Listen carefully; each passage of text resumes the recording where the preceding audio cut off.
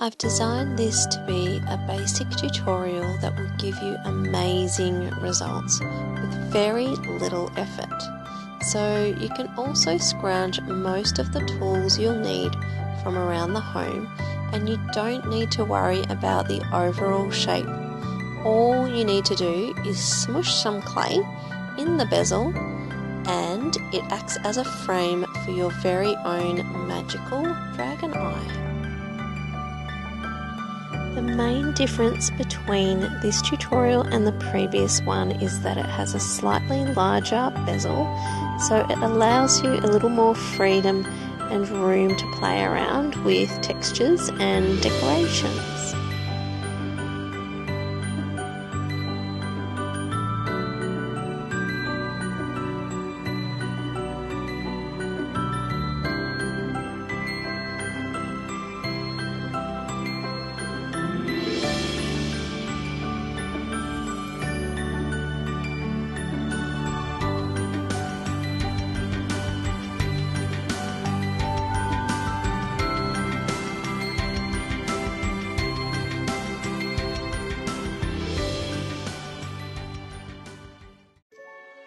So happy to have you here with me in this tutorial.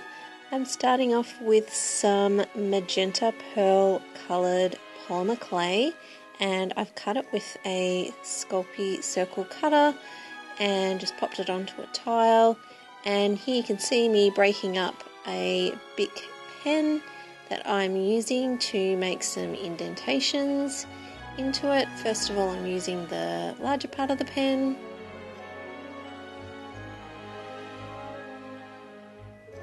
Then the lid,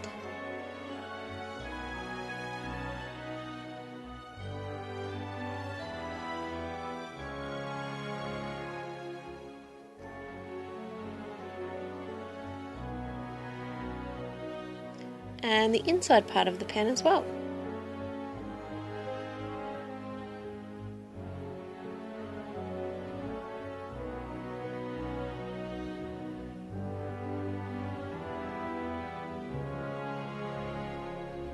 And you can see it creates like a graduated type of pattern that goes from larger to smaller. And I've got the SCULPEY circle cutter again.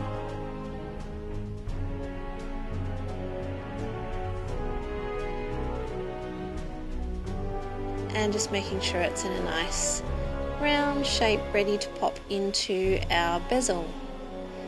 This is a tissue blade.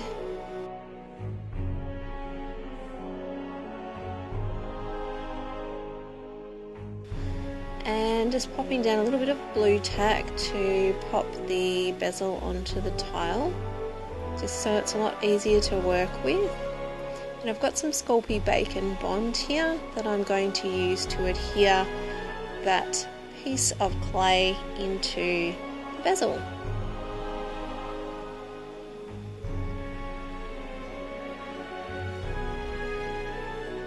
I've got a little cabochon that I hand painted myself. You can purchase these in my Etsy shop, Two Feathers Gallery AU.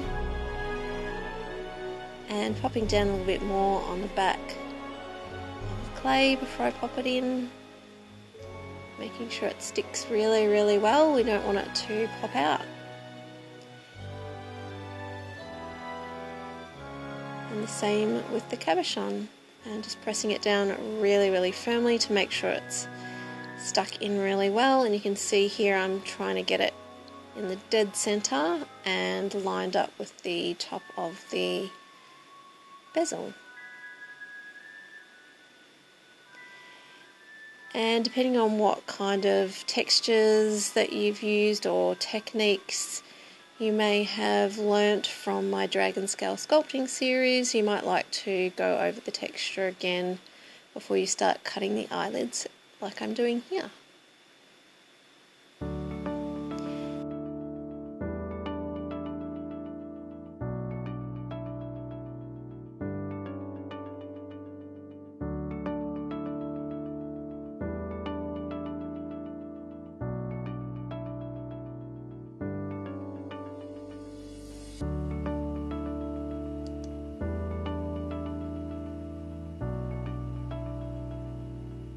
and I'm rolling it into a spiral on one end.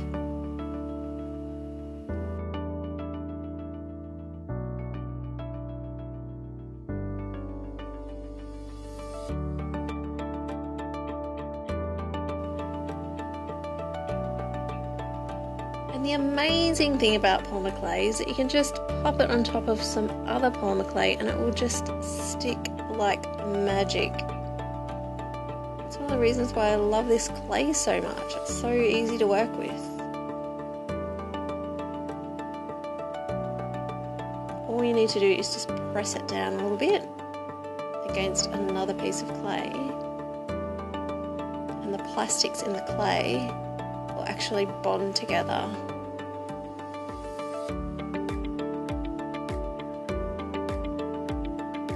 How cool is that? So I'm rolling a little silver coil, and it's pointed on one end and feeding it around the edge at the top of the eyelid. Chop it off the end with a cutting blade.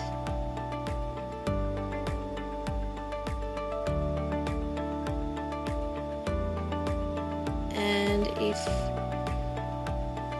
you're a child and you're making this, I'd definitely advise you to ask an adult for some help with any kind of cutting or tissue blade. And I've rolled a second coil, and I'm just using a little dotting tool to help me feed it around the bottom of the eyelid.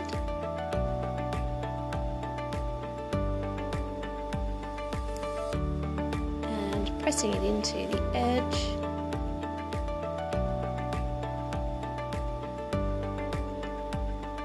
And giving it a little press all the way around. You can see I've grabbed my pen again, part of my pen, and I'm just going to make a couple of impressions.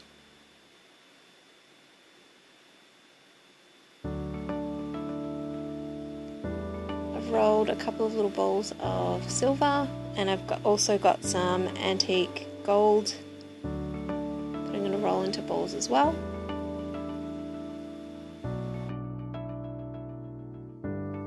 And I've just got my needle tool. However, you can use a silicone shaper tool as well, just to pick up the balls and pop them on there. And also used it to pop in some bacon bond before pressing in a little glass bead. It's actually a Matisse glass bead. And using the dotting tool just to pick up little balls of gold and then push and indent them into the clay. And it's great because it really helps it stick together really well too. Oops.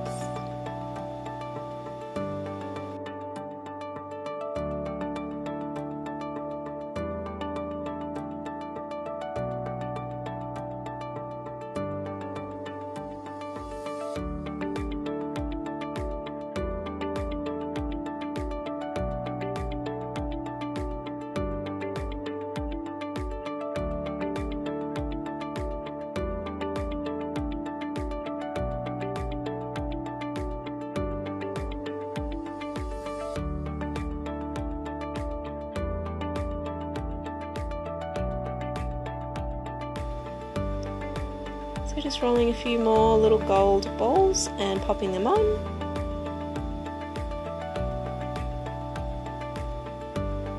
I like to kind of balance out both the top and the bottom with the amount of little embellishments and decorations. And I'm popping on some bacon bond because I really want to have a very strong bond, adding these amethyst crystals, which I'm going to actually press in as well. Without the bacon bond they would probably fall out, so you definitely would need that for that little part of the project. And I'm just using a dotting tool to make a little pattern along the little coil that we put on.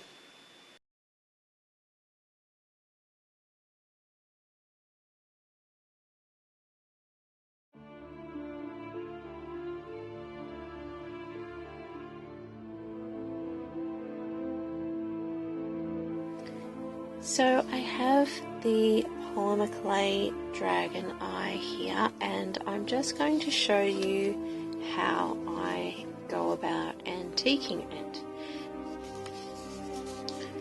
And just grabbing a brush and just putting a touch of the black into the purple. So I just want a nice dark purple, not too black and not too light, just in between. So because we're working with acrylic paint, we have to work pretty fast before it dries out. So make sure you have some water and a sponge ready. And what we're going to do is just take a nice stiff brush with stiff bristles, and we're just going to smush it into all of the little cracks and crevices. So if you're a little worried about the timing, what you can do is actually just do little sections at a time. So say for instance we might do just half of this, just for a start, and then grab the sponge, pop it in a little bit of water, squeeze the water out so it's damp, and then just wipe it back gently with that sponge, making sure we get it off the sides.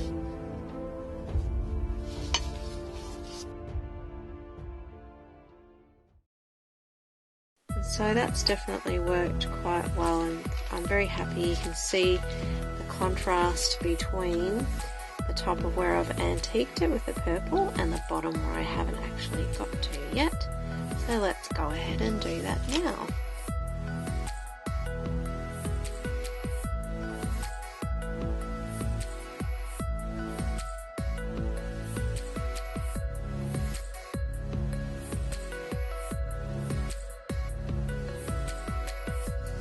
So I'm just dipping the sponge again and wringing it out really well.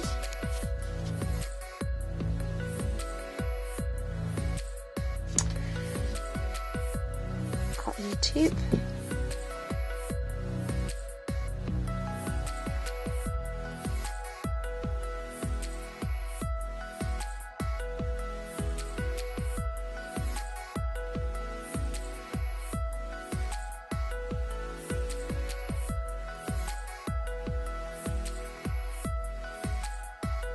So there are some little sections which I feel maybe need just a tad more, so I'm just going to go ahead and fix those up now.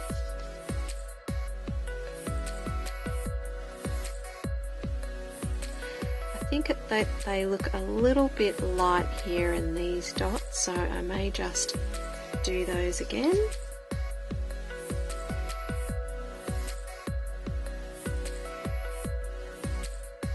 Just use a very light touch with the sponge, and they're looking better already, which is great.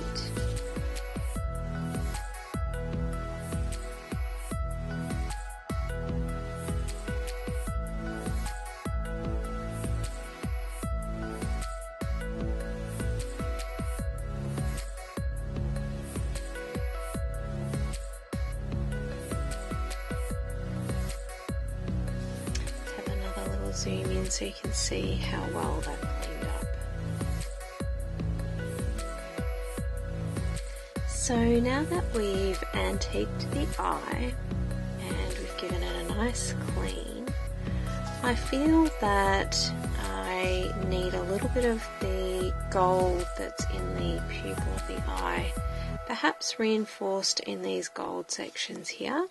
So what I might do is just match that gold to there by adding a little bit of the Jacquard Lumiere Sunset Gold acrylic paint. And so I'm just going to put a little bit of that on a brush.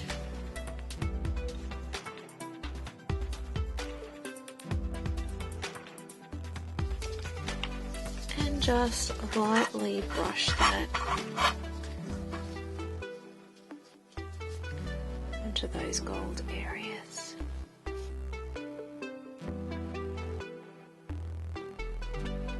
You can see that it's very subtle.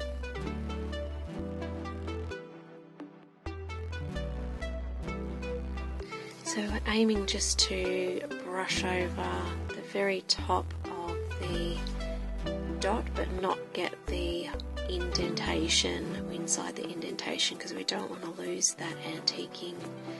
Otherwise the gold wouldn't stand out, it'd just be a big blob of gold.